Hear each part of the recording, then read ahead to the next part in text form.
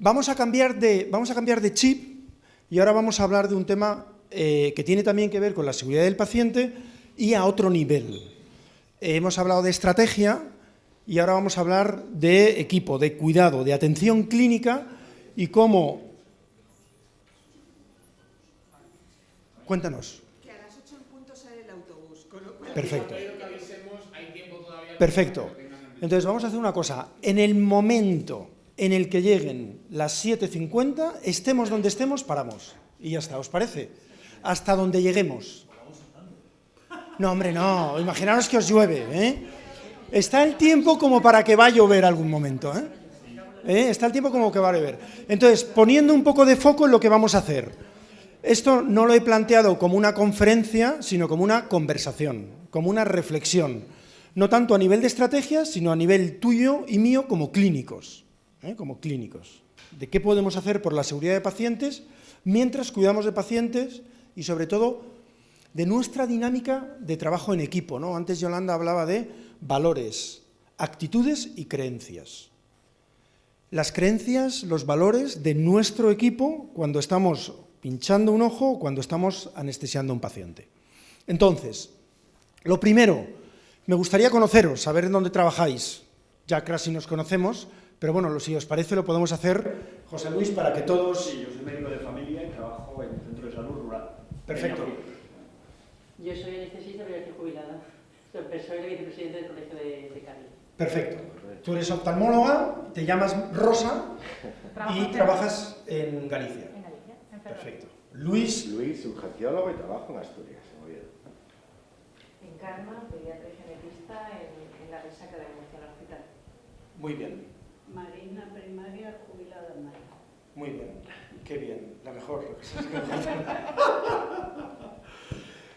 Elena, no soy clínica, pero trabajo en formación virtual sanitaria desde hace muchos años. Yolanda. ¿Y tú eres parte de...? Ah, vale. O sea, tú no estás dentro de lo que es la participación. Perfecto. Muy bien. Y yo soy Nacho, soy, como te has dicho, anestesista.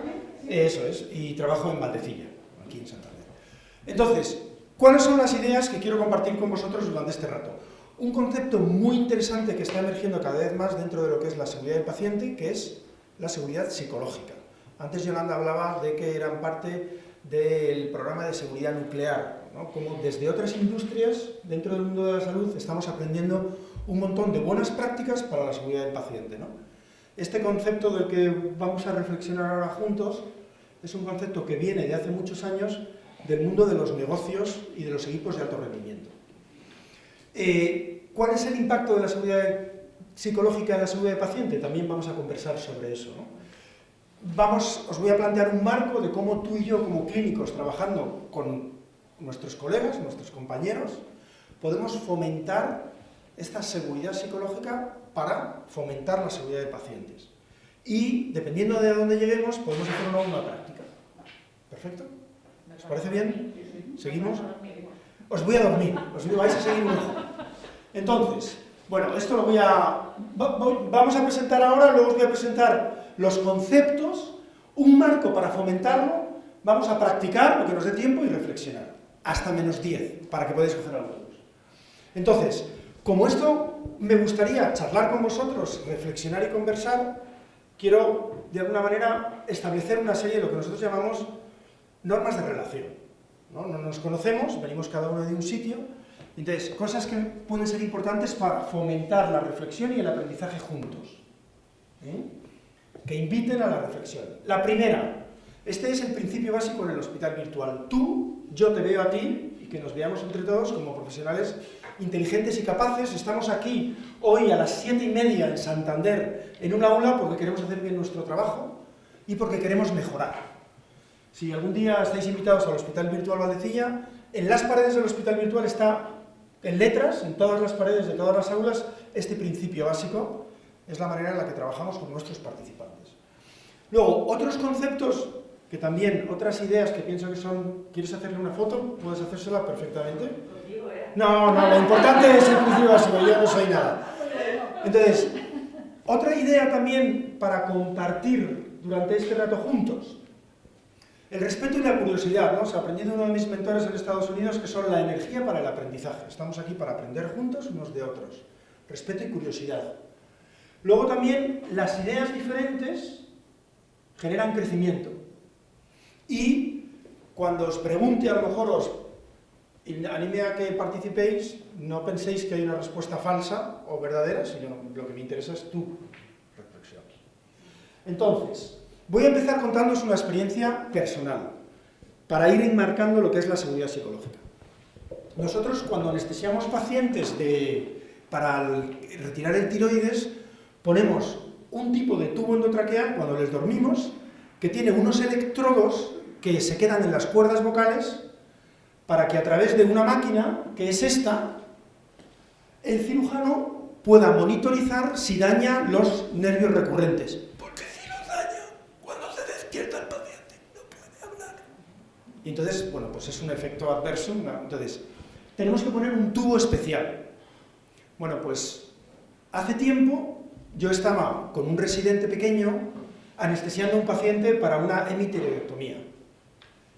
Había salido de guardia, estaba sustituyendo a un compañero, era el tercer paciente del parte, y utilicé un tubo normal. No utilicé un tubo con los electrodos, que por cierto es este. Este es el tubo con electrodos que hay que poner para este tipo de pacientes. Y entonces pongo el tubo normal, yo no me acordé. Bien, tal. Entonces cuando los cirujanos van a empezar, dice Nacho, dame los electrodos para monitorizar. ¡Oh! Le he puesto un tubo normal. Entonces estaba conmigo una residente y me dice, jo, te he visto y no te he dicho nada. Fijaros qué interesante, ¿eh? Ella se dio cuenta. Qué raro que Nacho, para una hemitiroidectomía, no esté poniendo el tubo que hay que poner. Y le digo, oye, qué interesante. Yo no me he atrevido, Nacho. Tú eres adjunto, llevas muchos años y sabrás por qué lo has hecho. Entonces, fijaros, ahí, en esa dinámica de relación, el paciente perdió un poquito, nada, volvimos a intubar y ya está. Entonces, de esa interacción entre las personas del equipo es de lo que me gustaría hablar por el paciente, ¿no? ¿Qué podemos hacer como equipos por el paciente? Voy a desmontar el Palacio de la Magdalena. Entonces, de eso es de lo que quiero hablar. Entonces, quiero que evoquéis vosotros vuestra experiencia personal. Mirad, voy a pediros un ejercicio. Pensad en el mejor equipo al que habéis pertenecido. Puede ser un equipo clínico, puede ser un equipo deportivo, o un equipo de cocina. Pensad. 15 segundos.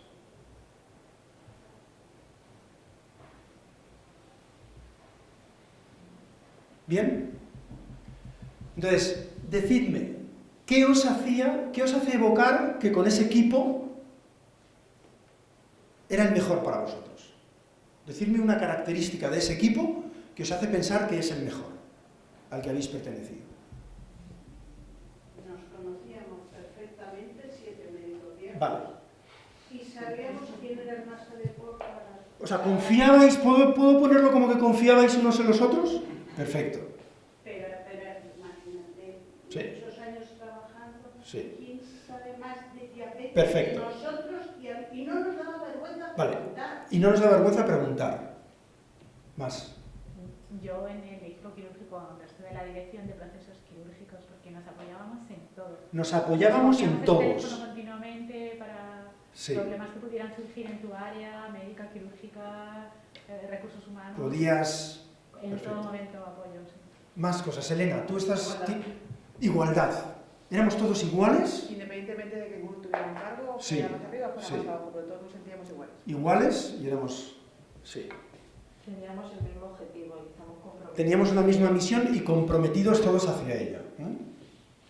Venga. Mi equipo de guardia, la verdad que sí. ¿Y por qué? ¿Que te hacía sentirte bien con ese equipo? Cada uno, por nuestro, cada uno iba a su quirófano, Sí, no iba a mirar. sí. Pero si me sustituía por algo, y yo iba a cualquier evento, lo que sea, yo sabía perfectamente que se había hecho lo mejor y lo que Sí. es mejor. Confiabas Totalmente. técnicamente y podías pedir ayuda sin ningún Sin temor. problema, sin problema. Luis, José Luis, ¿qué vas a decir? Ilusión. Ilusión.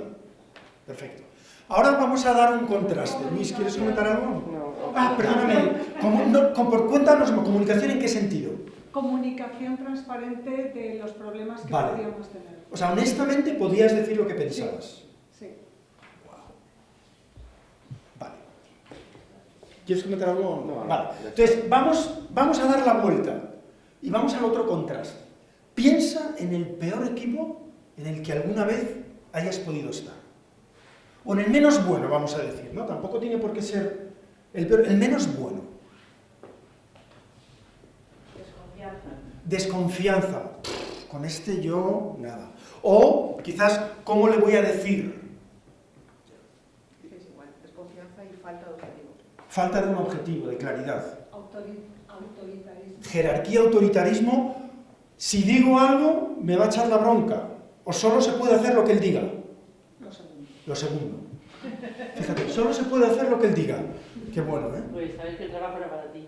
Sí. Que eran las primaриas y desaparecían. Ya, estaba solo. No me podía apoyar en el otro.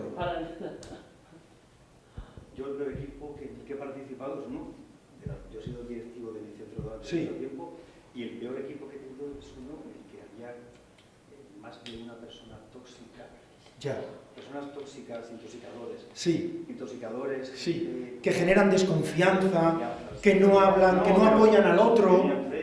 Eso es. Falta de cohesión. Falta de cohesión. Falta de cohesión entendida como que no confiábamos y no nos comunicábamos entre nosotros de manera honesta. Hay una alineación de intereses, cada Eso uno tiene es. sus... Cada uno tiene sus intereses diferentes y no estamos... Muy bien. Fijaros, cada uno de los equipos en los que habéis evocado, cada una de las características que me habéis dicho, generan dinámicas diferentes. Y esas dinámicas diferentes tienen impactos diferentes en el resultado de ese equipo, en la misión de ese equipo.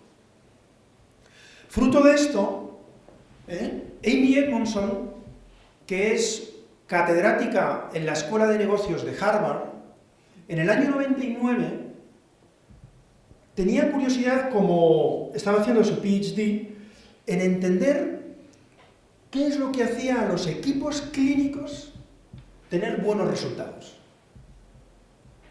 Y entonces estudió en el año 99 lo que llamó en el título de ese artículo, que está aquí abajo, Psychological Safety and Learning Behaviors. ¿Cuáles son los comportamientos en los equipos de trabajo para el aprendizaje y la seguridad psicológica? Y descubrió algo sorprendente. Los equipos clínicos con mejores resultados cometían más errores. Y los equipos clínicos con peores resultados tenían menos errores. Entonces ella se paró y dijo, aquí hay algo que me estoy perdiendo. Y entonces contrató, así se las gastan ellos, a dos especialistas psicólogos para que estudiaran todos los datos y fueran al campo, a los hospitales, a ver qué demonios estaba pasando. ¿Qué es eso de que un equipo clínico con mejor resultado, uno lo que espera es que tenga menos errores, ¿no? Y descubrió algo fascinante. ¡Tachán! ¿Qué descubrió? Los equipos clínicos con mejores resultados admitían y discutían sobre sus errores. Esa era la clave. Y los equipos clínicos con peores resultados escondían los errores. Ahí está la clave. Fijaros en esta dinámica que es súper interesante. Vosotros la habéis comentado antes, con ese equipo con el que yo estaba tan a gusto, podíamos discutir y admitir de manera honesta, has dicho tú. Mientras que en esos otros equipos me callo porque como le diga al jefe que ha pasado esto. Entonces, estudiando esto ella acuñó el término de seguridad psicológica. Entonces, ¿cómo definió ella la seguridad psicológica? Bueno, aquí lo tenéis. Es una percepción individual de que yo, con vosotros, aquí, puedo tomar riesgos para levantar la mano y preguntar, para desafiar vuestras creencias o para admitir mis propios errores. Oye, disculpadme que voy mal de tiempo. No. Es un ejemplo. ¿Qué naturalidad? ¿Habéis visto qué naturalidad tenemos? No me tiene el argumento. versus que no se enteren que voy mal de tiempo. Entonces, ese cambio en la dinámica de un equipo hacía que el paciente sufriera menos daño. ¿Cómo se puede definir también la seguridad psicológica? Yo me siento cómodo siendo yo mismo. No hay nada más grande para el ser humano, para el individuo, que poder ser el mismo. No tener, no sé si habéis escuchado alguna vez esta similitud de tener que ponerme una máscara. Bueno, pues las máscaras generan inseguridades en nuestros pacientes. Esta pobre residente, yo no fui capaz de generar en ella ese respeto y esa seguridad psicológica como para que en un momento me dijera, oye Nacho, veo que has preparado un tubo normal, es un tiroides y pienso que quizás sería mejor poner el tubo de Rush. El no ser capaz yo de haber generado ese contexto hizo que el paciente sufriera 2 intubaciones. Pasó de ahí, pero podía haber llegado a más. Amy Edmondson, en su último libro, que se llama The Fearless Organization, la organización intrépida, habla de la pandemia del silencio. ¿Cuántas veces actitudes como la de esta residente hay en los hospitales, en los equipos clínicos, donde las personas, a veces enfermeras, en urgencias, en anestesia o en primaria, tienen una información que les quema, pero no tienen ese contexto para decir, oye, Nacho, un momento, no estoy seguro que lo que vayas a poner en la historia sea realmente lo que ha pasado. Voy a comentaros otro estudio, antes de pasar adelante, que también es como un hito en el concepto este de seguridad psicológica que cada vez está incorporando más en los hospitales. Todos conocemos Google, Google va por delante de todo, y en el año 2013, y disculparme que no he puesto la referencia, ahora os la cuento, se hizo la pregunta, para nosotros el éxito está en el trabajo de los equipos, pero no sabemos qué es realmente un equipo eficiente. Entonces, invirtieron, pues como son ellos, cientos de millones de dólares para entender qué hace un equipo ser eficiente. Y 4 factores afectan al rendimiento.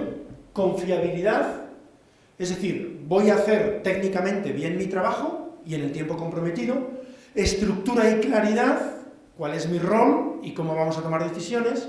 Significado de mi trabajo, algo que me llena, algo que tiene un impacto y que genera, como digo, un impacto en la empresa, en la organización, en la sociedad. Sin embargo, después de haber estudiado estos 4 factores, vieron que no acababan de discernir, distinguir lo que era realmente un equipo de alto rendimiento de un equipo normal. Y entonces cogieron el artículo de Amy Edmondson. Amy Edmondson, en ese artículo del año 99, tiene una encuesta que pasó a los equipos clínicos para entender su dinámica. Y Google lo trasladó a todos sus equipos y les pasó esta encuesta. Y llegó a una conclusión. El factor más determinante para la innovación y la creatividad de los equipos en Google es, ¿qué imagináis? ¿De qué estamos hablando? La seguridad psicológica. La garantía que yo tengo de que si desafío la idea del jefe o planteo mi idea, no voy a ser ridiculizado, culpado o expulsado, sino que todas las ideas son bienvenidas. Y este fue el momento determinante en el que a partir de aquí la seguridad psicológica se ha ido implantando en las organizaciones y cada vez más en los hospitales. Entonces, ¿cuál es el impacto? En varios estudios que tenéis aquí, de esta dinámica de seguridad en los equipos clínicos. Os voy a preguntar, os decía, no hay preguntas verdaderas ni falsas. Para ti, ¿cuál puedes pensar tú que puede ser el impacto que puede tener en los equipos, en los pacientes, tener este contexto de seguridad psicológica? Os voy a comentar uno que antes ha comentado Yolanda, ¿no? sentirse en un contexto y en un equipo seguro mejora la comunicación. Puedo ser yo mismo y decir, decías tú, podemos decirnos sin vergüenza, sin tener vergüenza de lo que pensamos. Admitir la ignorancia, ha dicho ella, reconocer la ignorancia. Efectivamente, fíjate qué interesante, Yolanda. Mejor del entorno que me pueda ayudar. Los equipos con mayor seguridad psicológica reportan más errores. Lo hemos visto en el estudio de Amy Edmondson. Porque es precisamente el error la herramienta para el aprendizaje. Más. Mejor la participación también. La participación, el aprendizaje, la notificación de errores. En las unidades de cuidados intensivos, Weber y también Amy Edmondson vieron cómo los equipos que tenían esta dinámica de seguridad psicológica reportaban a los sistemas de notificación más errores que los que no lo tenían. Esto significa un mejor resultado para el paciente, y hay otro aspecto esencial que seguramente a lo mejor habéis hablado aquí durante estas jornadas, que es el bienestar del profesional, el burnout, el agotamiento. Cuando yo tengo que ir al trabajo y ponerme una máscara, eso agota. Cuando yo tengo que ser diferente a lo que soy, eso quema.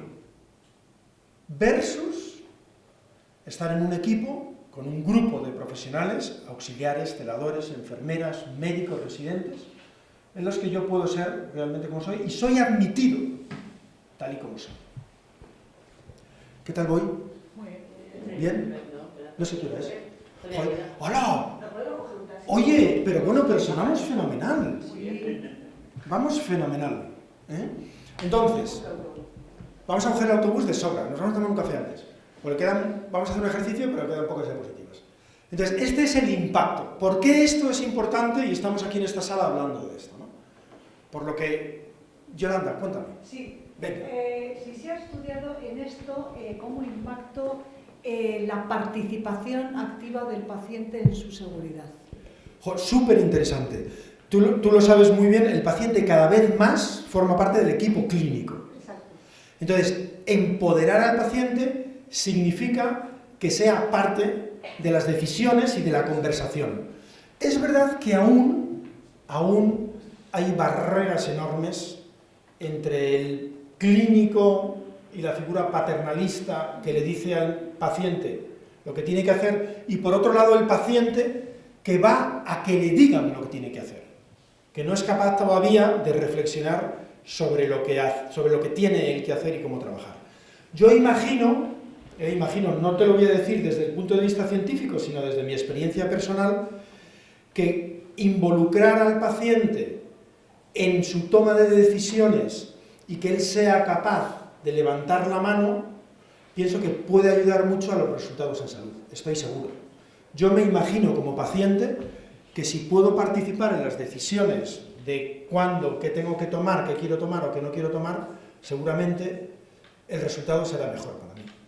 Incluso se participa en el listado de verificación quirúrgica. Efectivamente, Que es efectivamente, fundamental. es fundamental. Efectivamente, nosotros le preguntamos a la paciente, ¿cómo te llamas? ¿De qué te vamos a operar? Y alguna serie de datos, ¿no? O sea, formar parte del equipo y sobre todo que se sienta ella segura, porque muchos pacientes van con ese miedo, ¿no? Al hospital, etc.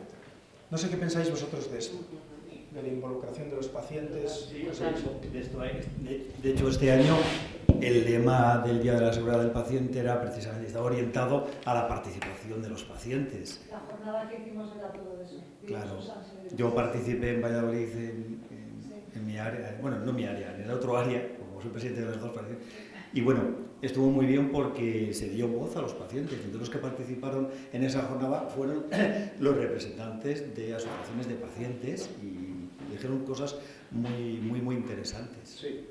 Y es verdad que luego en el día a día, en el momento de la consulta, que es donde realmente se genera esa implicación, muchas veces seguimos con el patrón de tómese esto y le vamos a hacer esto. Pero muchas veces el éxito La mayor parte de las veces, sobre todo en atención primaria, el éxito de tu actuación es compartir las decisiones con el paciente. Y para eso la reclamación nuestra, tenemos que tener tiempo para poder hacer todo esto, explicarle su diagnóstico, explicarle el plan juicio clínico y el plan, oye, vamos a hacer esto, tal.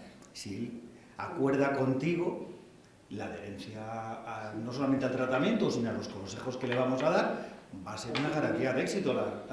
Por eso la relación médico-paciente es fundamental. Y en este contexto de seguridad, donde el paciente pueda y admitamos y demos la bienvenida a todos sus comentarios, es esencial, ¿no? Porque, o sea, involucrar al paciente para que diga sí a lo que yo... Gracias. Involucrar al paciente para que diga sí a lo que yo le digo no es la dinámica de la que nosotros estamos hablando aquí. Y muchas veces es que los pacientes no me hacen caso. Claro, entonces ahí es donde tenemos que, bueno, creo que cambiar, ¿no? Y el lenguaje. Y el lenguaje, efectivamente. Mira, en este estudio, una de las cosas que estudiaron fue súper interesante, es el lenguaje no verbal. O sea, cómo el lenguaje no verbal genera o bien una actitud de cercanía y de respeto o de distancia y de alejamiento. O sea, que es verdad que todo importa, ¿no? Muy bien, entonces hemos hablado de nuestra experiencia y hemos vivido ese cambio de dinámica. Luego hemos hablado del concepto y de varios estudios, de su impacto en la seguridad de pacientes. Y ahora vamos a compartir algunas ideas sobre cómo fomentarlo, ¿no? O sea, cómo fomentar yo, en mi lugar de trabajo, Nacho del Moral, mañana en el quirófano, con los residentes, las enfermeras, el resto del equipo, tú en tu quirófano, en urgencias, en pediatría, etc. 3 ejes, 3 pilares fundamentales. El primero, reconocer mi propia falibilidad. Buscado en Google, y eso porque falibilidad, ¿no? Fallibility. O sea, mi propia vulnerabilidad. Yo, Nacho del Moral, cometo errores. Yo cometo errores. Y quiero que lo sepas. Y necesito tu ayuda, porque si ves algo, por favor, dímelo. Fijaros, en la dinámica de los equipos hay un comportamiento muy interesante. Y es lo que uno piensa tácitamente, implícitamente, que puede estar pensando el otro, y otra cosa es lo que yo explícitamente genero como norma dentro del equipo. Lo que yo implícitamente piense no tiene y generalmente no es lo que el resto comparte. Para generar este contexto tengo de manera activa y explícita que generarlo. Fijaros, al principio yo os he puesto 2 diapositivas. Una con el principio básico y otra con algunas ideas que a mí me parecían interesantes para que conversáramos. No lo he hecho implícito y digo, bueno, imaginarán que quiero que participen. Imaginarán que les aprecio un montón. Entonces, eso no sirve en seguridad de pacientes. Los pilotos, cuando hacen el checklist, no dicen, bueno, imagino que el copiloto entenderá cómo funciona esto. Se aseguran de que saben cómo funciona esto. Las centrales nucleares, etc. Los checklists quirúrgicos. La seguridad psicológica se fomenta hablando de ella. Y diciendo tú, que eres líder, probablemente tú eres jefe en la unidad de urgencias del hospital, decir, oye chicos, cometo errores y no sé todas las respuestas, os necesito. Fijaros el impacto de esto. Tú decías, Elena, éramos todos iguales. Fueran jefes o fuera el último de la fila. Somos todos iguales. Aquí somos todos personas. Y estamos aquí con una misión común que es el paciente. Modelar la curiosidad de hacer preguntas, ¿no? ¿Qué quieres decirme que no te entiendo? Corcho. Está interesado por lo que pienso. ¿No? Fijaros lo que genera eso, ¿no? De implicación, de integración en el equipo, ¿no? Y luego pedir contribución. Oye, no os he oído. ¿Qué pensáis de este plan que vamos a hacer con el paciente? Y por último, esto es súper interesante y entiendo que en el mundo clínico es difícil. Enmarcar el trabajo como un desafío de aprendizaje. Habitualmente yo voy a quirófano pues a anestesiar a un paciente que salga bien, sin dolor despierto, y eso está muy bien, y ese es el principio. Pero lo puedo enmarcar de otra manera. Chicos, hoy tenemos estas 2 tiroidectomías, vamos a tener estos 2 pacientes, y me gustaría también al final de la mañana ver qué hemos aprendido de nuestro trabajo juntos. Amy Edmondson lo llama en este libro que os digo de las organizaciones intrépidas, ¿no? El trabajo no es solo un producto, sino que también puede ser un aprendizaje. Entonces, estos 3 comportamientos son el eje para crear, para apoyar, para ayudar a que nuestros colegas puedan ser, cuando formen parte de nuestros equipos, como realmente son, y puedan aportar al equipo y al paciente. ¿Cómo suenan estos 3? Cuéntame, ¿qué te parece? Pues estoy intentando ver cómo se pueden aplicar. Sí, qué chulo. Sí. Es verdad. Y bueno, poder sacar provecho de la reflexión que me estás haciendo.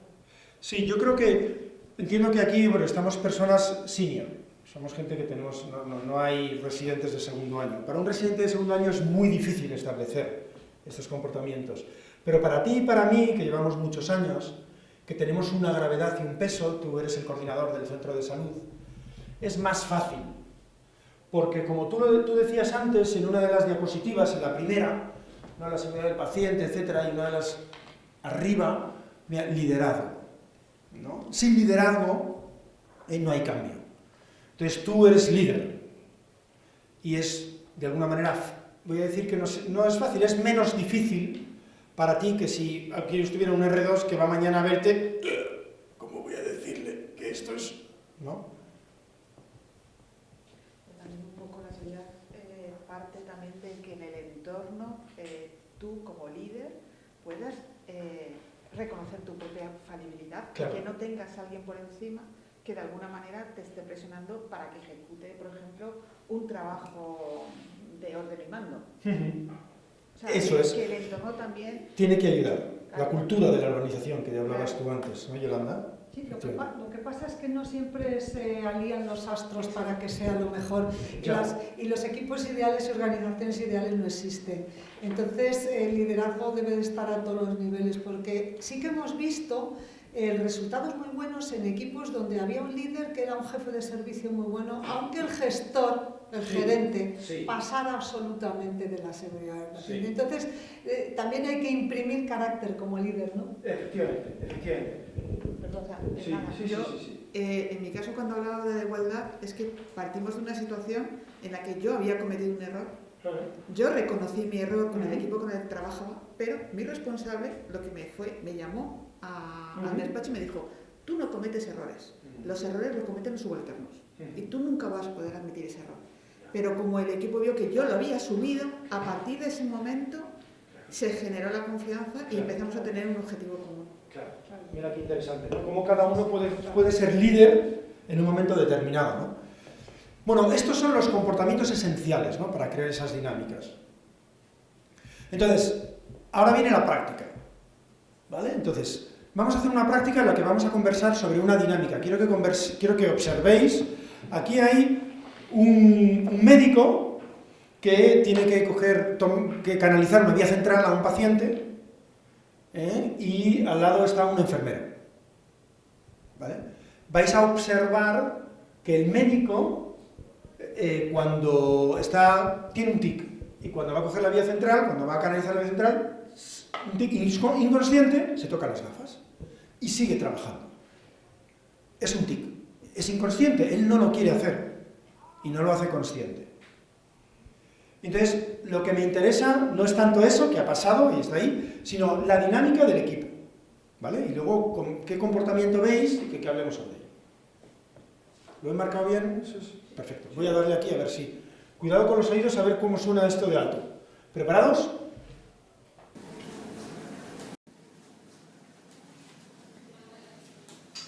Bueno, Jesús, vamos a ponerle una vía central y voy a dar un pinchacito aquí en el cuello, ¿vale?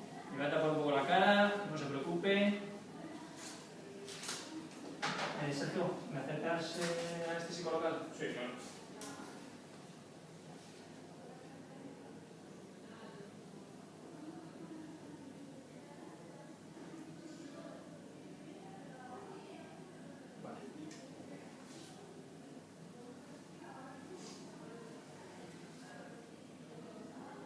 Disculpe, ¿quiere que le acerque otros guantes?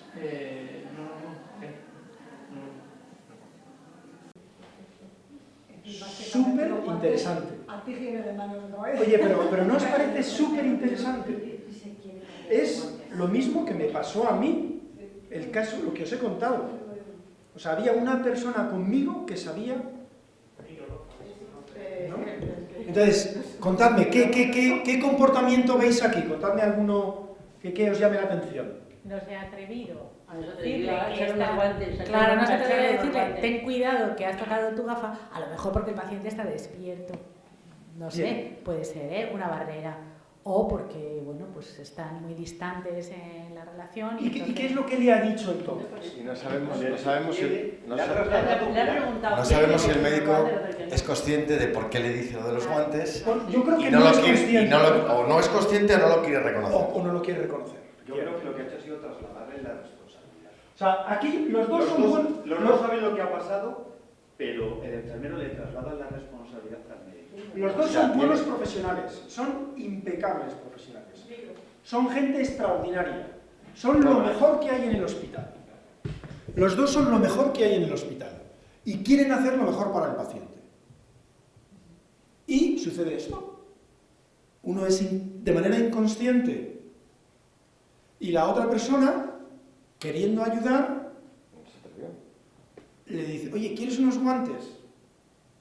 Se atrevió parcialmente. No se atrevió a echar unos guantes. ¿Cuál fue el resultado? ¿Cuál ha sido el resultado de esta interacción? Que no ha mantenido la asepsia.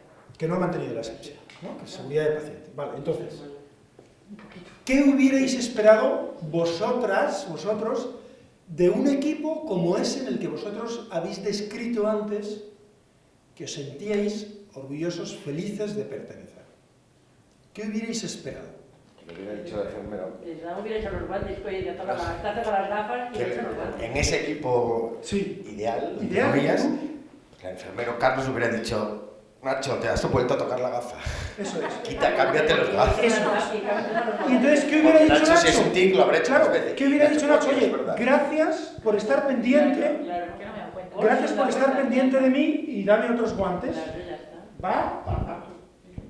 Entonces, esto es la epidemia del silencio de la que habla Amy Edmondson. Los equipos, las organizaciones, pierden millones de toneladas de oportunidades de aprendizaje y de seguridad por la falta de seguridad psicológica. Ese incidente se convierte en una sepsis. Se analiza a posteriori.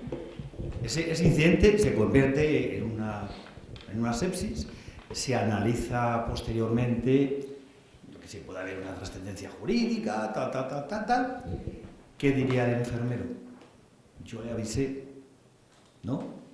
El enfermero diría, yo le avisé que si quería unos guantes, pues yo ya detecté que ocurría esto. Podría haber sido mucho más proactivo y haberle hecho una seña, si lo que quería era que el paciente no se diese cuenta que había habido un incidente durante este procedimiento, en vez de decirle sutilmente lo que decía antes, ¿no?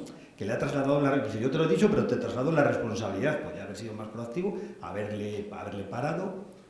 El paciente probablemente no se hubiese enterado, porque el paciente no va a estar mirando lo que está ocurriendo alrededor. Entonces, si hay luego una repercusión jurídica, porque ha habido un problema clínico, el enfermero, por habérselo avisado, estaría exento de responsabilidad. O sea, vosotros... Solamente pregunto, no, es que estoy preguntando. Sí, ¿Estaría exento de responsabilidad? Voy a ir un poquito antes. O sea, yo pienso que el enfermero no le ha avisado. Yo creo que el enfermero le ha dicho, ¿quieres otros guantes? Y dice, no, ¿por qué? No, ¿por qué? ¿Dijo por qué? Sí. No, piensas, tú te pones en el No he dicho papel del... no, he dicho que no lo quería. No, Ha dicho no. dice, no, ¿por qué? Ay, ¿por qué sí? No me da cuenta. Sí, dice el médico, dice, no, ¿por qué?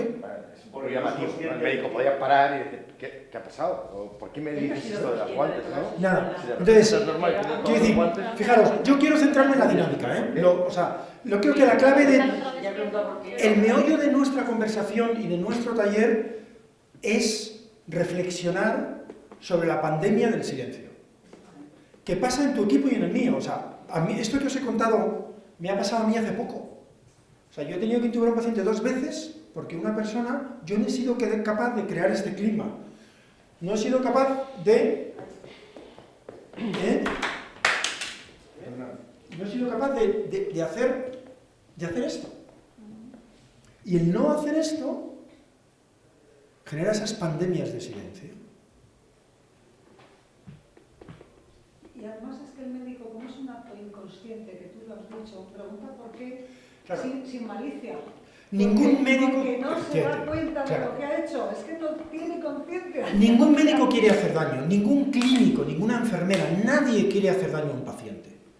Cuando surge el daño al paciente, por supuesto, en el 99,999.999, tú tienes más experiencia que yo, surge desgraciadamente, y la segunda víctima es esa persona que ha hecho ese daño. Entonces, el generar estos contextos que cuesta tanto, ¿verdad? Que cuesta tanto, el retirar esas máscaras... No, lo de la segunda víctima, decía Luis. Lo de la segunda víctima, que está muy bien. Sí, es verdad. Es un concepto bastante Es verdad. para nosotros.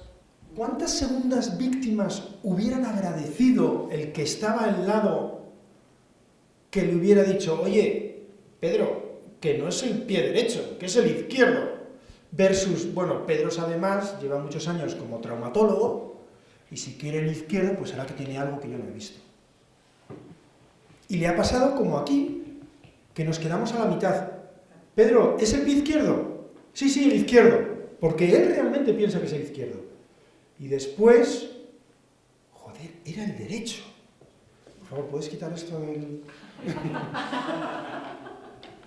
No me doy cuenta que se graba esto. Bueno, hombre, no, tú no cortas pies. No, digo lo de he dicho una palabrota. No, es la palabrota. No, Pedro no existe ni esta... Es la palabrota. Ah, mira qué bien. Sí. Oye, entonces, yo creo que es el momento de acabar, porque queremos acabar bien, y es momento de acabar con un cierre, con una reflexión, si os parece. El impacto de estas ideas en vosotros, en vuestro trabajo. Y así nos vamos. ¿Os parece? Te quiero pedir permiso porque tú eres la que nos coordinas a todos. Sí, perfectamente. Muy bien. Pues un segundo de reflexión. ¿Qué os lleváis de esta práctica que hemos hecho juntos? Comunicación. Cuéntame más. ¿Comunicación en qué sentido? Comunicación en pedir al resto del equipo que exprese las opiniones en un momento dado. Darles voz. Darles voz. Darles voz. Me gusta eso. Dar voz al resto del equipo. ¿Yolanda? Sí, el que quiera, ¿eh? O sea, aquí todos, me encanta y el que quiera. Bueno, voy a decir Sí. un aspecto importante que es la formación en equipo, en seguridad, ¿no? Para evitar estos hilos de conocimientos y estas tribus, ¿no? que se forman. Entonces, si puedes dar formación al unísono a todos y decir, cuando pase algo nos cortéis, y decir, no sé, pienso que Me gusta muy bien.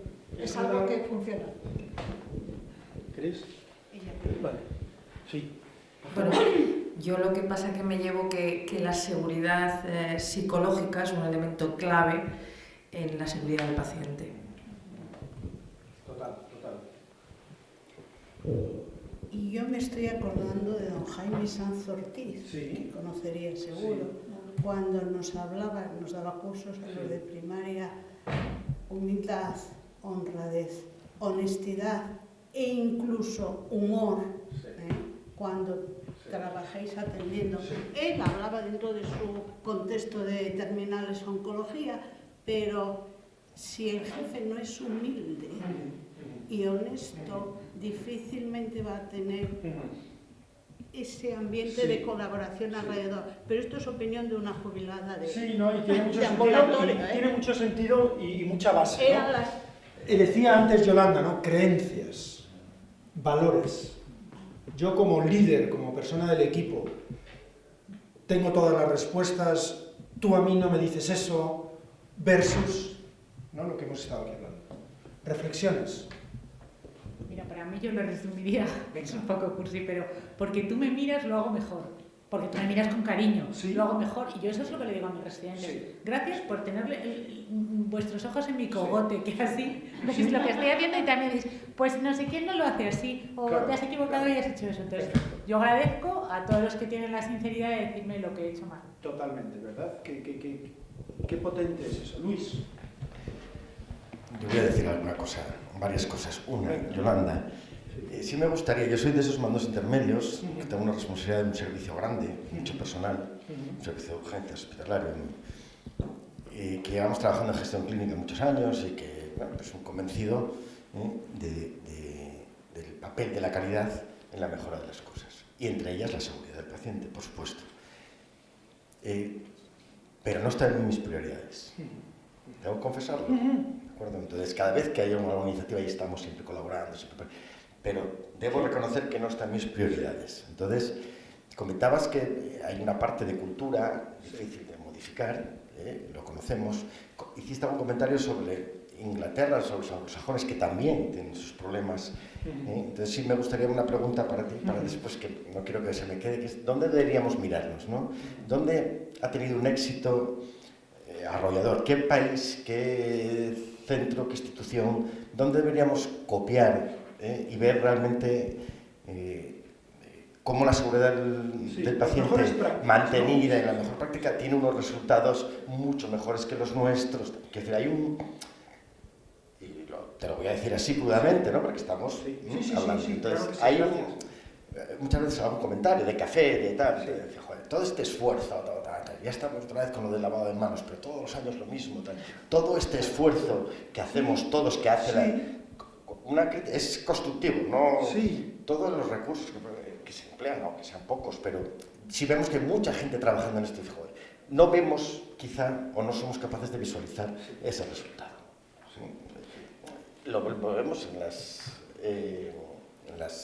diapositivas y las imágenes que has puesto, ¿no? De qué resultados, como la pandemia sube, como... Bien, es verdad, pero probablemente hay una meseta ahí, desde los inicios, desde que se puso en valor toda la seguridad del paciente, hay una mejora evidente y a partir de ahí como una meseta, ¿no? Entonces, bueno, quería trasladar esta reflexión y la pregunta es de dónde vernos, ¿no? Respecto a, quizá, y a lo mejor soy un poco, o quiero ponerlo aquí hoy un poco, cierto escepticismo sobre cuando ponemos esa máxima de la implicación del paciente, el empoderamiento del paciente. Me choca un poco con algo que siempre he defendido y siempre he trasladado a los pacientes, lo importante que es la confianza. O sea, ser capaz de generar una confianza. Lo más importante entre un paciente y un médico es generar que ese paciente, para los buenos resultados en salud, para esa seguridad que necesita el paciente, creo que lo más importante es la confianza. Cuando entra en una consulta, cuando va a un quirófano, tiene confianza. Nacho, haz lo que tengas que hacer. Esa frase, que es muy de paciente, que normalmente no tiene conocimiento, que yo personalmente, que soy paciente también, lo digo, oye, al compañero, oye, ¿qué hay? Lo que sea, ¿no? Con mis hijos, con mi familia, me ha ocurrido. Entonces, confianza. Implicar al paciente, que hay que implicar al paciente, por supuesto, creo, no sé si tanto hasta ese nivel que ahora parece que el paciente tiene que ser el que tal. Oye, vamos a partir del punto en que está, no entre iguales, ¿no? En cuanto a nivel de conocimiento. Entonces, muchas veces el paciente, entiendo que necesita la confianza de que alguien le diga por aquí, ¿no? Total. Otra cosa bien diferente es pasar o mantener aquel paternalismo de que aquí se hace lo que diga yo y no tienes nada que... Yo creo que eso es el extremo. Y tiene mucho sentido ese balance del que hablas. Exacto. Y luego, en cuanto a la seguridad psicológica, en cuanto a la formación de equipos, el liderazgo de equipos, la transformación que ha subido, y esto ya lo digo desde el punto de vista profesional, nuestra profesión, ¿no? Nuestra profesión y nuestra forma de organizarnos. Yo que tengo una familia de médicos antiguos, ¿cómo era el médico a primeros de siglo y cómo la organización mental se fue creando y cómo nos organizamos hoy en día? Entonces, la figura de aquel médico, aquel liderazgo inquebrantable, aquel jefe de servicio inicial que lo sabía todo y no se podía discutir nada, hasta ahora. Yo ahora mismo dirijo un servicio bastante grande, 60 médicos, y yo ahora mismo no hago asistencia. Entonces, ese liderazgo clínico, yo no lo puedo defender delante de 60 médicos que están haciendo así. Tengo que conseguir ese liderazgo de otra manera. Y procuro, creo que los resultados podría decir que cierto liderazgo tengo, pero no, se ha modificado muchísimo. Entonces tenemos que ser capaces de adaptarnos también a las formas de organización. ¿Qué se espera de los médicos a todos los niveles? Entonces, bueno, esa reflexión sobre la psicología. Y es fundamental esa seguridad psicológica a sabiendas de que esta forma de organizarse, esta forma de liderazgo que yo debería ejercer, no tiene nada que ver con esa seguridad de... Entonces, bueno, era un poco las reflexiones hacia donde lo quería llevar. Me encanta, gracias Luis, gracias por tus reflexiones que tienen un montón de sentido, y es verdad que la evolución del liderazgo de hace 50, 100 años, donde el CEO de una empresa tenía que saberlo todo y tomar todas las decisiones, al liderazgo hoy en Google, donde lo que realmente me importa es estar rodeado de un equipo que genere ideas y que las ideas se discutan para juntos buscar el mejor argumento, pasa también en salud.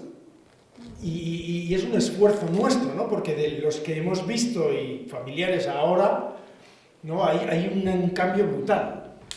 No sé si queréis comentar algo más, por favor. Claro que sí.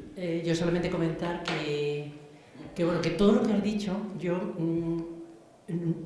ya lo intuía todo, pero por el bagaje de mi experiencia a lo largo del tiempo, saber huir de determinadas personas, tóxicos equipos, saber unirme con esto, saber que... Es decir, yo intuía todo esto, lo que pasa es que tú lo has ordenado maravillosamente bien, lo has dejado plano, y ahora ya como que lo reconozco del todo. Era una intuición, ¿no? Para mí me deja claro, desde luego, la seguridad psicológica, me parece fundamental, porque bueno, nuestra misión es tratar al enfermo y hacerlo de forma segura, y eso lo consigues pues siendo tú misma, estudiando, dirigida hacia seguir estudiando, seguir aprendiendo, y teniendo un equipo en el que apoyarte, con el que confías, y en todo lo demás. Y bueno, yo te doy las gracias por esto, la verdad que sí. Nada, que bien. ¿Quieres redactor? No, pero yo... Relator. Soy casi tan antiguo como Carmen, y es que coincido con lo que ella dice. Cuando te he estado escuchando, digo, si esto es lo que yo quiero hacer, llevo haciendo, a veces lo he conseguido, otras veces no lo he conseguido, pero es mi relato. Digo, coño, si es que esto se llama seguridad psicológica, eso es lo que más me ha gustado, el que le he puesto un nombre a aquello que yo estaba haciendo y que no siempre conseguía, ¿no? Y luego lo importante, 4 frases que hemos aprendido, que la importancia de comunicar, la importancia de compartir, la importancia de reconocer nuestros errores y la oportunidad de mejorar, que nosotros, yo creo que en nuestro trabajo lo que estamos buscando constantemente es la mejora continua. Muchas gracias. Una cosa muy ¿Pasa micro? Respecto a Luis, que ha dicho qué papel el paciente y tal. Por supuesto, para mí son las asociaciones de pacientes, pero para el paciente hay una charla en TED Talks que es de un neurocirujano que dice 4 preguntas que deberías hacer a tu médico, concretamente de neurocirugía. Y es, doctor, ¿es realmente necesario? Y luego es, ¿qué pasa si lo hago? ¿Qué pasa si no lo hago? ¿Y cuál es la alternativa? Es genial. Es un neurocirujano de nombre impronunciable, pero lo metes y de verdad que es la respuesta. O sea, los pacientes tenemos una obligación también de hacer esas preguntas. Bueno, señores, muchas gracias.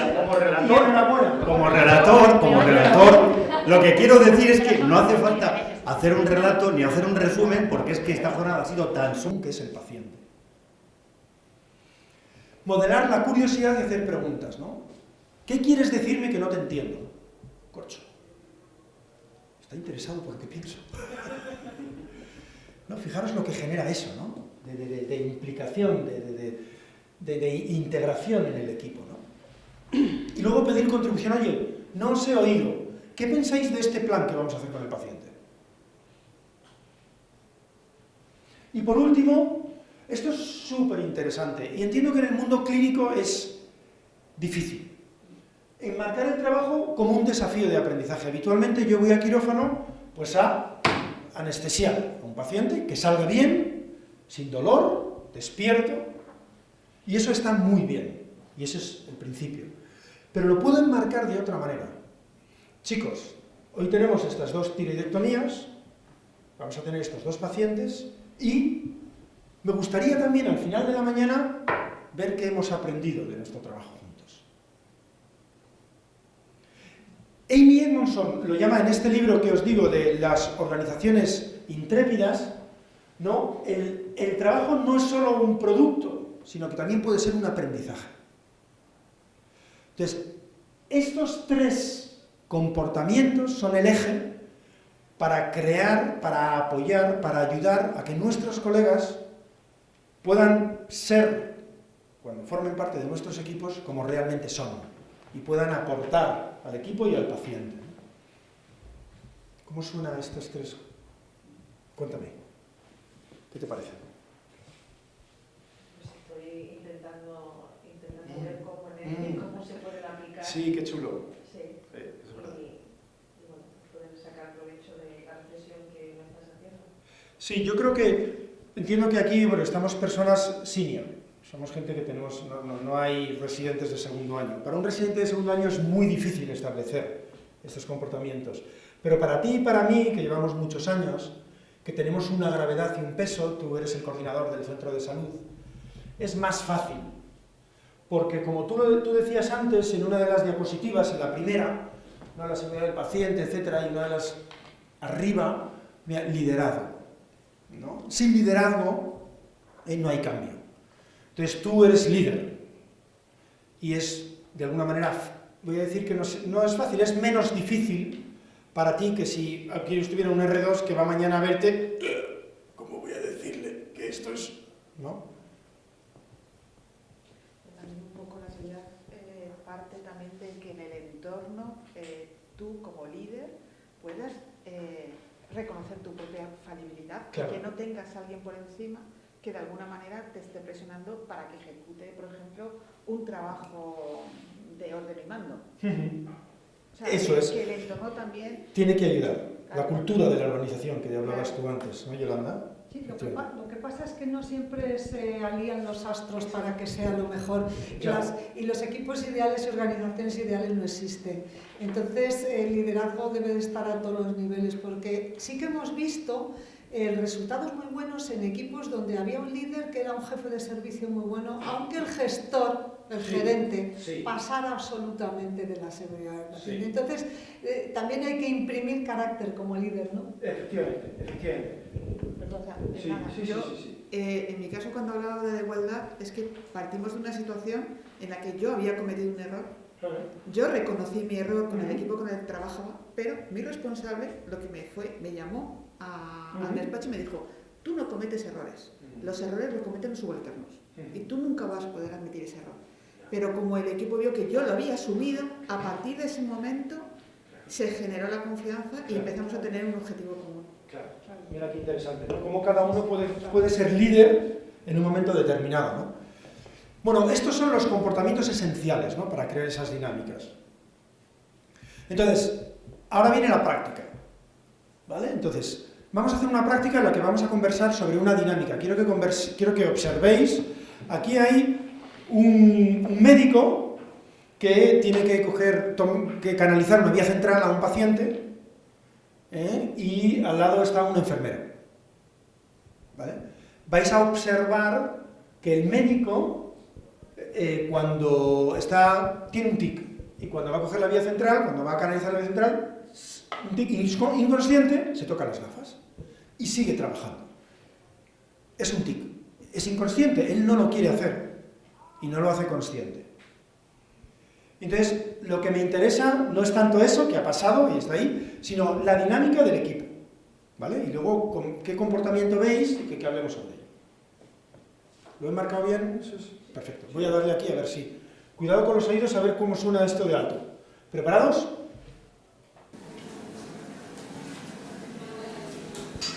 Bueno, Jesús, vamos a ponerle una vía central, le voy a dar un pinchacito aquí en el cuello, ¿vale? Me voy a tapar un poco la cara, no se preocupe. Sergio, ¿me acercas a este psicólogo? Sí, claro. A este psicólogo, antes de pincharle y canalizar la vía, le pone un poco a este psicólogo. Y entonces ahora, aquí va y... ¡bah!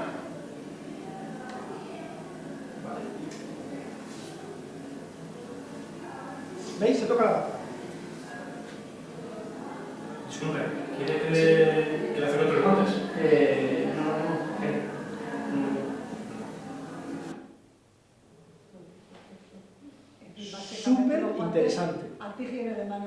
Oye, pero ¿no os parece súper interesante? Es lo mismo que me pasó a mí, el caso, lo que os he contado. O sea, había una persona conmigo que sabía... ¿no? Entonces, contadme, ¿qué comportamiento veis aquí? Contadme alguno que os llame la atención. No se ha atrevido a decirle decirle que está... Claro, no se atreve a decirle, ten cuidado que has tocado tu gafa, a lo mejor porque el paciente está despierto. No sé, puede ser una barrera. O porque, bueno, pues están muy distantes en la relación. ¿Y qué es lo que le ha dicho entonces? Y no sabemos si el médico es consciente de por qué le dice lo de los guantes. Yo creo que no es consciente. O no es consciente o no lo quiere reconocer. O no lo quiere reconocer. Yo creo que lo que ha hecho ha sido trasladarle la responsabilidad. O sea, aquí los dos son buenos. Los dos saben lo que ha pasado, pero el enfermero le traslada la responsabilidad al médico. Los dos son buenos profesionales, son impecables profesionales, son gente extraordinaria, son lo mejor que hay en el hospital. Los dos son lo mejor que hay en el hospital y quieren hacer lo mejor para el paciente. Y sucede esto. Uno es de manera inconsciente y la otra persona, queriendo ayudar, le dice, oye, ¿quieres unos guantes?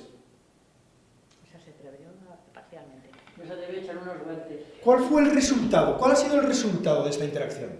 Que no ha mantenido la asepsia. Que no ha mantenido la asepsia, ¿no? Que es seguridad del paciente. Vale, entonces, ¿qué hubierais esperado vosotros, de un equipo como ese en el que vosotros habéis descrito antes que os sentíais orgullosos, felices de pertenecer? ¿Qué hubierais esperado? Que le hubiera dicho al enfermero. No hubiera hecho los guantes, oye, te toca las gafas y le hecho los guantes. En ese equipo ideal, entre comillas, el enfermero Carlos hubiera dicho, Nacho, te has vuelto a tocar la gafa. Eso es. Quita, cámbiate los gafas. Eso es. Y entonces, ¿qué hubiera dicho Nacho? Si es un tic, lo habrá hecho más veces. ¿Qué hubiera dicho Nacho? Oye, gracias por estar pendiente. Gracias por estar pendiente de mí y dame otros guantes. Va. Entonces, esto es la epidemia del silencio de la que habla Amy Edmondson. Los equipos, las organizaciones, pierden millones de toneladas de oportunidades de aprendizaje y de seguridad por la falta de seguridad psicológica. Ese incidente se convierte en una sepsis. Se analiza a posteriori. Ese incidente se convierte en una sepsis, se analiza posteriormente, si puede haber una trascendencia jurídica, tal. ¿Qué diría el enfermero? Yo le avisé, ¿no? El enfermero diría, yo le avisé que si quería unos guantes, pues yo ya detecté que ocurría esto. Podría haber sido mucho más proactivo y haberle hecho una seña, si lo que quería era que el paciente no se diese cuenta que había habido un incidente durante este procedimiento, en vez de decirle sutilmente lo que decía antes, ¿no? Que le ha trasladado pues yo te lo he dicho, pero te traslado la responsabilidad. Podría haber sido más proactivo, haberle parado. El paciente probablemente no se hubiese enterado, porque el paciente no va a estar mirando lo que está ocurriendo alrededor. Entonces, si hay luego una repercusión jurídica, porque ha habido un problema clínico, el enfermero, por habérselo avisado, estaría exento de responsabilidad. O sea, vosotros... Solamente pregunto, no, es que estoy preguntando. ¿Estaría exento de responsabilidad? Voy a ir un poquito antes. O sea, yo pienso que el enfermero no le ha avisado. Yo creo que el enfermero le ha dicho, ¿quieres otros guantes? Y dice, no, ¿por qué? No, ¿por qué? ¿Dijo por qué? Sí. No, piensas, tú te pones en el papel del... No, he dicho que no lo quería. No, dicho no. Dice, no, ¿por qué? ¿Por qué sí? No me da cuenta. Sí, dice el médico, dice, no, ¿por qué? Es un poco llamativo. El médico podía parar y decir, ¿qué ha pasado? ¿O ¿por qué me dices esto de las guantes? ¿No? Nada. Entonces, quiero decir, fijaros, yo quiero centrarme en la dinámica, Lo creo que la clave el meollo de nuestra conversación y de nuestro taller es reflexionar sobre la pandemia del silencio. ¿Qué pasa en tu equipo y en el mío? O sea, a mí, esto que os he contado me ha pasado a mí hace poco. O sea, yo he tenido que intubar a un paciente 2 veces porque una persona, yo no he sido capaz de crear este clima No he sido capaz de... No he sido capaz de hacer esto. Y el no hacer esto genera esas pandemias de silencio. Y además es que el médico, como es un acto inconsciente, que tú lo has dicho, pregunta por qué, claro, sin malicia.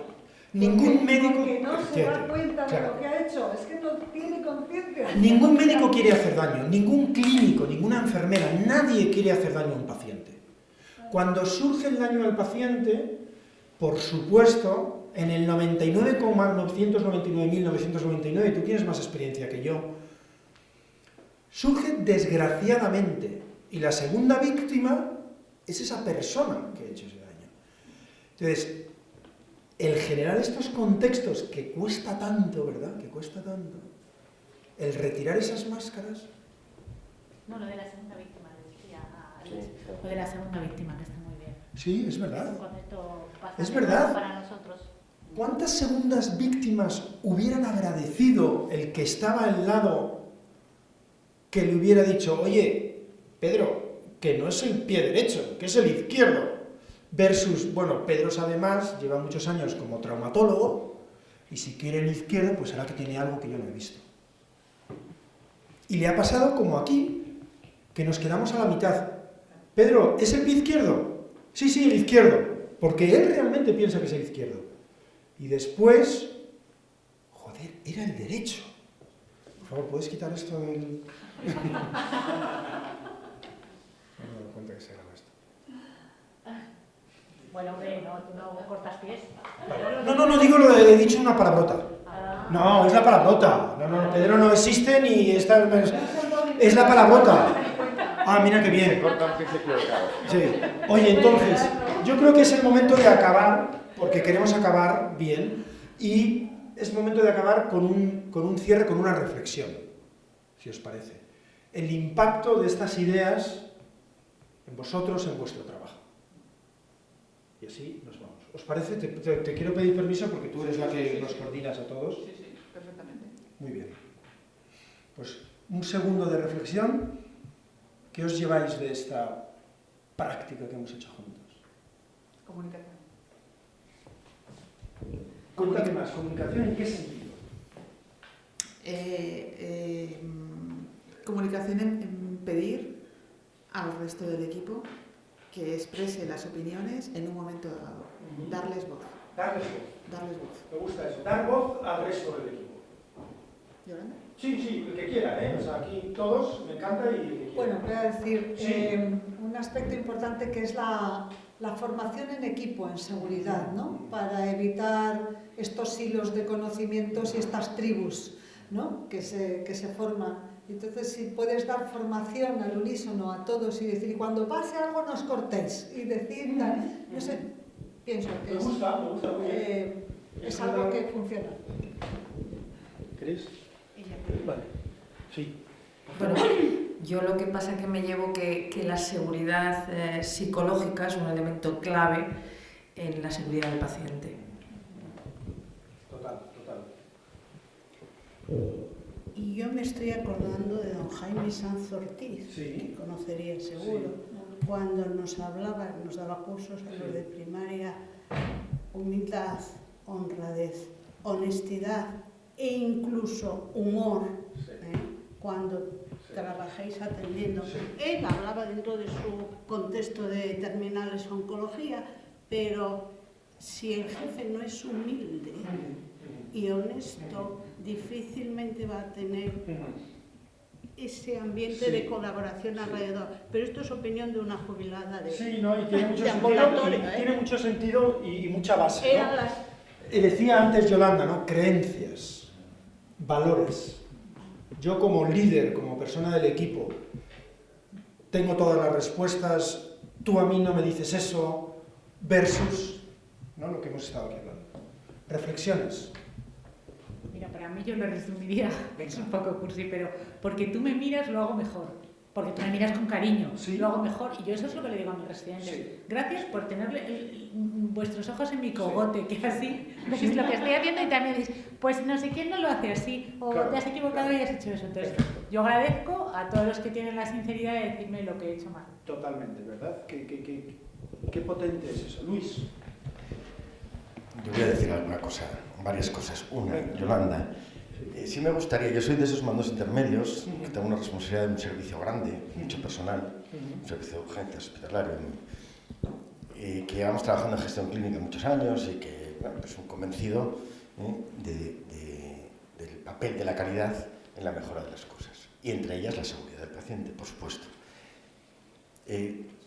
Pero no está en mis prioridades, tengo que confesarlo, ¿de acuerdo? Entonces, cada vez que haya una iniciativa, ahí estamos siempre colaborando, pero debo reconocer que no está en mis prioridades. Entonces, comentabas que hay una parte de cultura difícil de modificar, lo conocemos. Hiciste algún comentario sobre Inglaterra, sobre los anglosajones, que también tienen sus problemas. Entonces, sí me gustaría una pregunta para ti, para después, que no quiero que se me quede, que es ¿dónde deberíamos mirarnos, ¿no? ¿Dónde ha tenido un éxito arrollador? ¿Qué país, qué centro, qué institución? ¿Dónde deberíamos copiar y ver realmente cómo la seguridad del paciente mantenida en la mejor práctica tiene unos resultados mucho mejores que los nuestros? Es decir, hay un... te lo voy a decir así crudamente, ¿no? Porque estamos hablando. Entonces, claro hay muchas veces algún comentario de café, de tal, de joder, todo este esfuerzo, ya estamos otra vez con lo del lavado de manos, pero todos los años lo mismo, todo este esfuerzo que hacemos todos, que hace es constructivo, ¿no? Todos los recursos que se emplean, aunque sean pocos, pero si vemos que hay mucha gente trabajando en esto, joder, no vemos quizá o no somos capaces de visualizar ese resultado. Lo vemos en las diapositivas, en las imágenes que has puesto, ¿no? De que resultados como la pandemia sube, como... Bien, es verdad, pero probablemente hay una meseta ahí, desde los inicios, desde que se puso en valor toda la seguridad del paciente, hay una mejora evidente y a partir de ahí como una meseta, ¿no? Entonces, bueno, quería trasladar esta reflexión y la pregunta es de dónde vernos, ¿no? Respecto a, quizá, y a lo mejor soy un poco, o quiero ponerlo aquí hoy un poco, cierto escepticismo sobre cuando ponemos esa máxima de la implicación del paciente, el empoderamiento del paciente. Me choca un poco con algo que siempre he defendido y siempre he trasladado a los pacientes, lo importante que es la confianza. O sea, ser capaz de generar una confianza. Lo más importante entre un paciente y un médico es generar que ese paciente, para los buenos resultados en salud, para esa seguridad que necesita el paciente, creo que lo más importante es la confianza. Cuando entra en una consulta, cuando va a un quirófano, tiene confianza. Nacho, haz lo que tengas que hacer. Esa frase, que es muy del paciente, que normalmente no tiene conocimiento, que yo personalmente, que soy paciente también, lo digo, oye, al compañero, oye, ¿qué hay? Lo que sea, ¿no? Con mis hijos, con mi familia, me ha ocurrido. Entonces, confianza. Implicar al paciente, que hay que implicar al paciente, por supuesto, creo, no sé si tanto hasta ese nivel que ahora parece que el paciente tiene que ser el que tal. Oye, vamos a partir del punto en que estamos, no entre iguales, ¿no? En cuanto a nivel de conocimiento. Entonces, muchas veces el paciente, entiendo que necesita la confianza de que alguien le diga por aquí, ¿no? Otra cosa bien diferente es pasar o mantener aquel paternalismo de que aquí se hace lo que diga yo y lo tienes en aquel. Yo creo que eso es el extremo. Y tiene mucho sentido ese balance del que hablas. Exacto. Y luego, en cuanto a la seguridad psicológica, en cuanto a la formación de equipos, el liderazgo de equipos, la transformación que ha subido, y esto ya lo digo desde el punto de vista profesional, nuestra profesión, ¿no? Nuestra profesión y nuestra forma de organizarnos. Yo que tengo una familia de médicos antiguos, ¿cómo era el médico a primeros de siglo y cómo la organización sanitaria se fue creando y cómo nos organizamos hoy en día? Entonces, la figura de aquel médico, aquel liderazgo inquebrantable, aquel jefe de servicio inicial que lo sabía todo y no se podía discutir nada, hasta ahora. Yo ahora mismo dirijo un servicio bastante grande, 60 médicos, y yo ahora mismo no hago asistencia. Entonces, ese liderazgo clínico, yo no lo puedo defender delante de 60 médicos que estén haciendo así. tengo que conseguir ese liderazgo de otra manera. Y procuro, creo que los resultados podría decir que cierto liderazgo tengo, pero no, se ha modificado muchísimo. Entonces tenemos que ser capaces de adaptarnos también a las formas de organización. ¿Qué se espera de los médicos a todos los niveles? Entonces, bueno, esa reflexión sobre eso. Y es fundamental esa seguridad psicológica a sabiendas de que esta forma de organizarse, esta forma de liderazgo que yo debería ejercer, no tiene nada que ver con esa seguridad de... Entonces, bueno, era un poco la reflexión hacia donde lo quería llevar. Me encanta, gracias Luis, gracias por tus reflexiones que tienen un montón de sentido, y es verdad que la evolución del liderazgo de hace 50, 100 años, donde el CEO de una empresa tenía que saberlo todo y tomar todas las decisiones, al liderazgo hoy en Google, donde lo que realmente me importa es estar rodeado de un equipo que genere ideas y que las ideas se discutan para juntos buscar el mejor argumento, pasa también en salud. Y es un esfuerzo nuestro, ¿no? Porque de los que hemos visto y familiares ahora, ¿no? hay un cambio brutal. No sé si queréis comentar algo más, por favor. Claro que sí. Yo solamente comentar bueno, que todo lo que has dicho, yo ya lo intuía todo. Pero por el bagaje de mi experiencia a lo largo del tiempo, saber huir de determinadas personas, tóxicos equipos, saber unirme con esto, saber que... Es decir, yo intuía todo esto, lo que pasa es que tú lo has ordenado maravillosamente bien, lo has dejado plano, y ahora ya como que lo reconozco del todo. Era una intuición, ¿no? Para mí me deja claro, desde luego, la seguridad psicológica me parece fundamental, porque bueno, nuestra misión es tratar al enfermo y hacerlo de forma segura, y eso lo consigues pues siendo tú misma, estudiando, dirigida hacia seguir estudiando, seguir aprendiendo y teniendo un equipo en el que apoyarte, con el que confías y en todo lo demás. Pero bueno, yo te doy las gracias por esto, la verdad que sí. Nada, que bien. ¿Quieres relator? No, pero yo... Relator. Soy casi tan antiguo como Carmen, y es que coincido con lo que ella dice. Cuando te he estado escuchando, digo, si esto es lo que yo quiero hacer, llevo haciendo, a veces lo he conseguido, otras veces no lo he conseguido, pero es mi relato. Digo, coño, es que esto se llama seguridad psicológica. Eso es lo que más me ha gustado, que le he puesto un nombre a aquello que yo estaba haciendo y que no siempre conseguía, ¿no? Y luego lo importante, 4 frases que hemos aprendido, que la importancia de comunicar, la importancia de compartir, la importancia de reconocer nuestros errores y la oportunidad de mejorar, que nosotros, yo creo que en nuestro trabajo lo que estamos buscando constantemente es la mejora continua. Muchas gracias. Una cosa muy Pasa micro. Respecto a Luis, que ha dicho qué papel el paciente y tal. Por supuesto, para mí son las asociaciones de pacientes, pero para el paciente hay una charla en TED Talks que es de un neurocirujano que dice 4 preguntas que deberías hacer a tu médico, concretamente de neurocirugía. Y es, doctor, ¿es realmente necesario? Y luego es, ¿qué pasa si lo hago? ¿Qué pasa si no lo hago? ¿Y cuál es la alternativa? Es genial.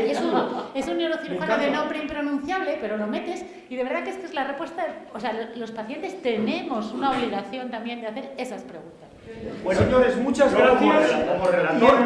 Como relator, lo que quiero decir es que no hace falta hacer un relato ni hacer un resumen, porque es que esta jornada ha sido tan sumamente participativa que es que todos lo tenemos en la mente. Entonces, y ese es el objetivo, que te lo lleves a casa ya metido aquí. No hace falta hacer ningún resumen, aunque lo tenía hecho ahí. Muy bien. Gracias.